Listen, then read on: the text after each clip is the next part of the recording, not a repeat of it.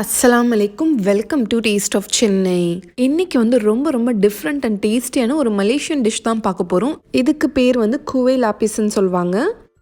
இந்த ரெசிபி வந்து ரொம்ப நாளாகவே நம்மளோட சப்ஸ்கிரைபர்ஸ் ரெக்வஸ்ட் பண்ணிகிட்டே இருந்தாங்க. இதை வந்து ஒருத்தங்க ஒரு மெத்தடில் செய்வாங்க. நான் வந்து இருக்கிறதுலே ரொம்ப ஈஸியான மெத்தடில் தான் இன்றைக்கி உங்களுக்கு செஞ்சு காட்ட போகிறேன்.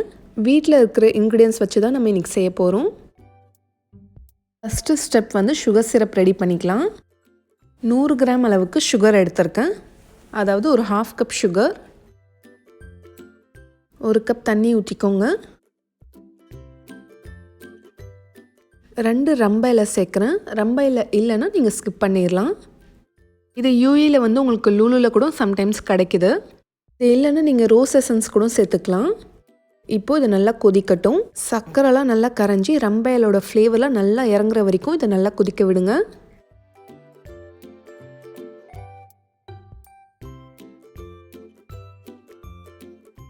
அவ்வளோதான். இப்போ இதை சுவிட்ச் ஆஃப் பண்ணிவிட்டு இது நல்லா ஆற விடலாம்.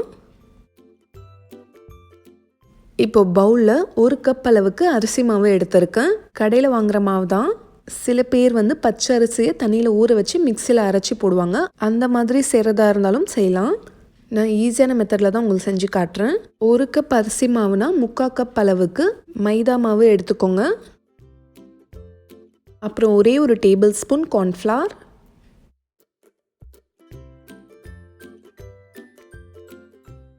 ஒரே ஒரு பிஞ்ச் சால்ட் சேர்த்துக்கிறேன். இப்போ ஒரு விஸ்க் வச்சு இதை நல்லா மிக்ஸ் பண்ணிக்கலாம்.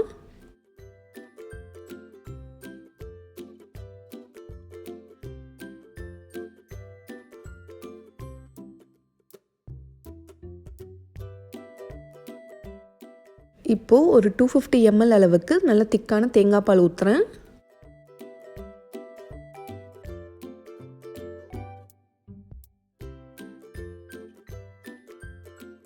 நம்ம சுகர் சிரப் ரெடி பண்ணி வச்சோம் இல்லையா, அது நல்லா ஆறுனதுக்கப்புறமா இதில் ஊற்றிக்கோங்க.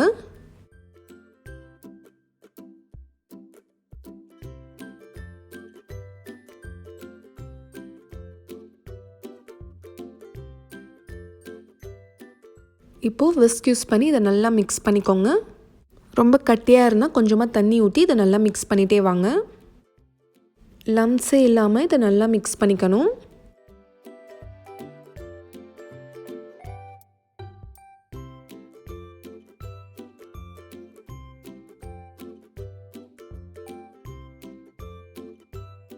தோசை மாவு கன்சிஸ்டன்சியில் இருக்கணும். இப்போ நம்மளோட பேட்டர் ரெடி ஆயிடுச்சு.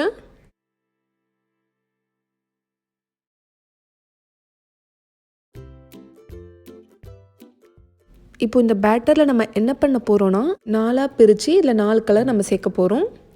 நான் வந்து yellow, pink, orange and green colour எடுத்திருக்கேன். உங்கள்கிட்ட ஆர்கானிக் கலர்ஸ் கிடச்சா நீங்கள் அதை யூஸ் பண்ணிக்கலாம்.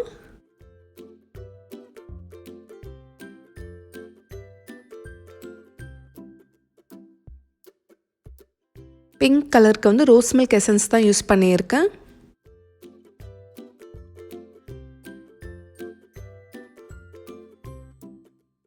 ஒயிட் கலரும் கொஞ்சம் தனியாக எடுத்து வச்சுக்கோங்க. இப்போ இதை நல்லா மிக்ஸ் பண்ணிக்கலாம்.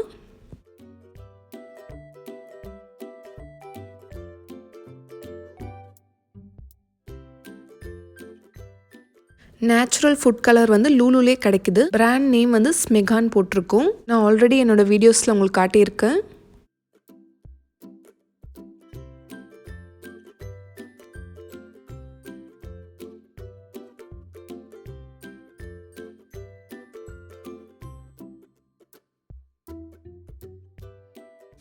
ஒயிட் கலர் வந்து கொஞ்சம் தனியாக எடுத்து வச்சுக்கோங்க.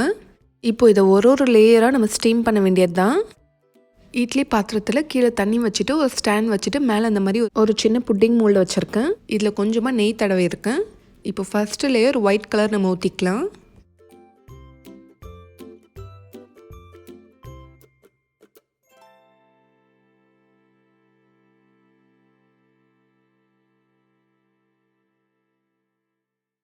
இப்போ இதை மூடி வச்சு ஒரு 5 மினிட்ஸ் நம்ம ஸ்டீம் பண்ணலாம்.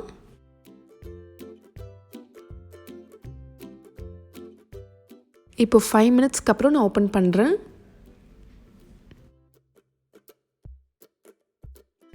ஃபஸ்ட்டு லேயர் நல்லா வெந்துருச்சு. இப்போ அடுத்த கலர் நம்ம ஊற்றிக்கலாம்.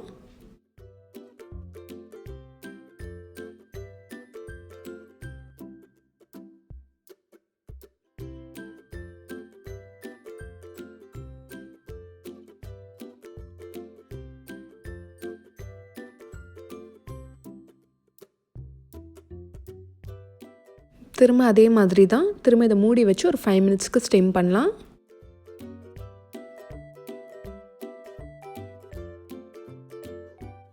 இப்போது ஆரஞ்சு கலர் ஊற்றிக்கலாம்.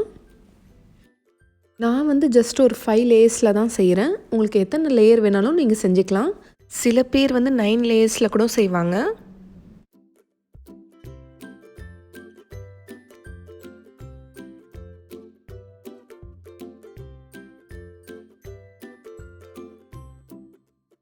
இப்போ அடுத்தது எல்லோ கலர் ஊற்றிக்கலாம்.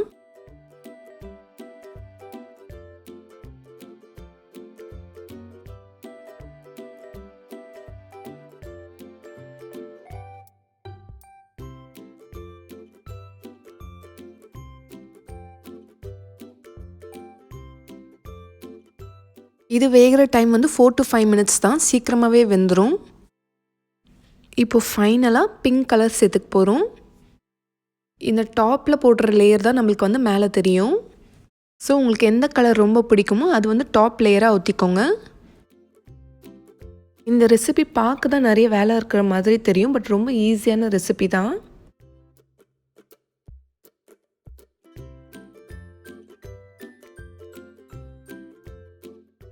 அவ்வளோதான், நம்ம ஸ்டீம் கேக் இப்போ ரெடி ஆயிடுச்சு.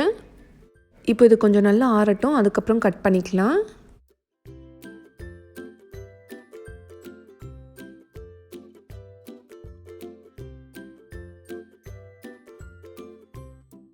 வாவ், கேக் எவ்வளோ அழகாக இருக்குது பார்த்தீங்களா?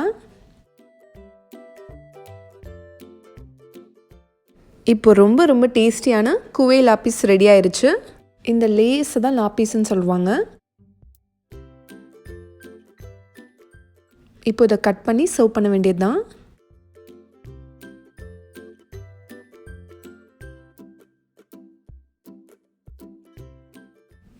எவ்வளோ பியூட்டிஃபுல் கலர்ஸ் பாருங்கள், பார்க்க ரொம்ப அழகாக இருக்குது.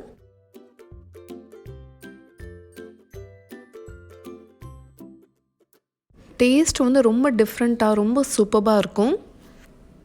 ஒருத்தவங்க வீட்டில் ஒரு மாதிரி செய்யலாம், பட் நான் என்னோடய ஸ்டைலில் தான் நான் செஞ்சுருக்கேன்.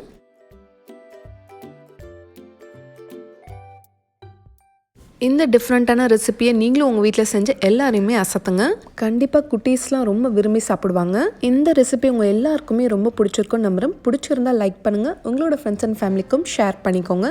இந்த மாதிரி டிஃப்ரெண்ட்டான ரெசிபிஸ் நீங்கள் மிஸ் பண்ணாமல் பார்த்துட்டே இருக்கணும்னா நம்ம சேனல் டேஸ்ட் ஆஃப் சென்னையை மறக்காமல் சப்ஸ்கிரைப் பண்ணுங்கள். இதே மாதிரி நாளைக்கும் வேறொரு இன்ட்ரெஸ்டிங்கான வீடியோவில் சந்திக்கிறேன். தேங்க்யூ ஸோ மச் ஃபார் வாட்சிங்.